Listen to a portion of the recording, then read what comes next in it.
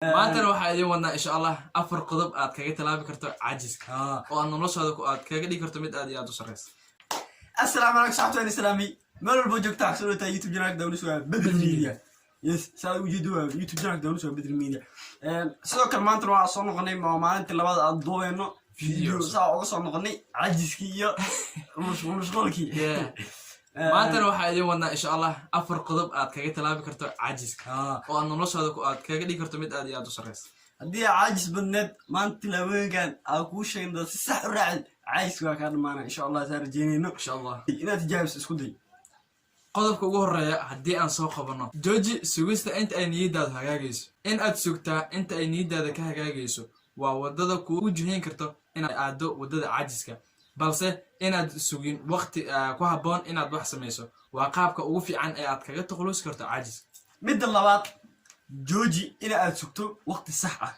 hatta haddii si loo fiiriyo ma jiro waqti sax ah. waqti walbo aad taaganto waqti ku sax ah. haddii aad waqti wax qabsan weyso hadhow wax ma qabanaysid. waqti saxan oo go'aan ma jiro horta waqti walbo oo waqtigaadii ka faa'iideyso. qodobka afaraad fahan cawaaqibka ka dhalanaya caajiska. taa macnaheedu waxay tahay caajiska waxaa ka dhalanaya dhibaatooyin. qodobkan wuxuu ka hadlayaa dhibaatada ka dhalanaysa caajiska. kow waxaa ka dhalanaya horta caajiska kow inaad waxba qabsan karin. labo xilliga aad wax qaban lahayd in aad saaxato kadib waqtigaadi marka uu dhamaado kadib aad dhaqaaq samayso. taasna waa wadooyinka kugu jihin kara inaad noqotid qofka ugu liita dadka. qodobka afraad dadka horumar ka gaar noloshooda waxa ay qabtaan waxa ay u baahan yihiin ayagoo aan waxba u joojin oo dhin waxaan waa meexan yihiin ayagoo horta qof nin weynaa tahay oo caqli leh markaa aragtid horumar iyo hami inaad yeelatid wixii kuu fiican wixii khaldan waa garanaysaa.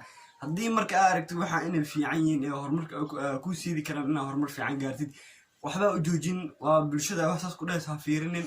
dadka bulshada asxaabta wax ku dhahay ha fiirinin.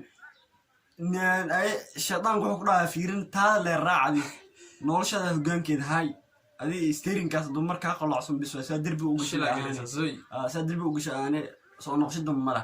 marka qodobka ugu dambeeyana wuxuu noqonayaa dadka noloshooda heer ka gaaray hooshooda waxa ay qabtaan iyagoo aan waxba u joojinin. macnaha aan dhehinin gadaal ayaan u dhiganayaa hadhow aan qabanayaa. xilliga ay hooshooda macnaha ay hortaala isla markaas ay qabtaan ayagoo waxba aanan sugin waqtina aan u raadin. waa saafta qodobaan kugu talagalnay oo kuma santaa washad muuqaalka daawad fadlan YouTube channel ka xusno subscribe geliya video ka shil like sar asxaabtaada la wadaag ay hal ilaa maxaa ka dhilay wixii fikir dadka aan badan ka maqneen baraarujin waxa u haysaa wax baraarujin horta koow waa bilaad oo jeedin afar qodob caajis kicina idinkeena insha Allah. taada kale video share oo muhiim sidana waxna garab qaban karo waa idinka oo kaliya video waan insha Allah waxaan rajaynayaa inuu shirkiisa badan doono insha Allah. like tan oo yaraan aad gaarsiin doontaan ilaa content like هذا قرنا فرحة دمودن إن شاء الله. content share ترى على بدي إن شاء الله وحي فكرة قبتين إنستغرام ك وحي official عليها نوع كسوقر كتين كومنتي وعند كي تيجي أنا فيديو وبالله توفيق.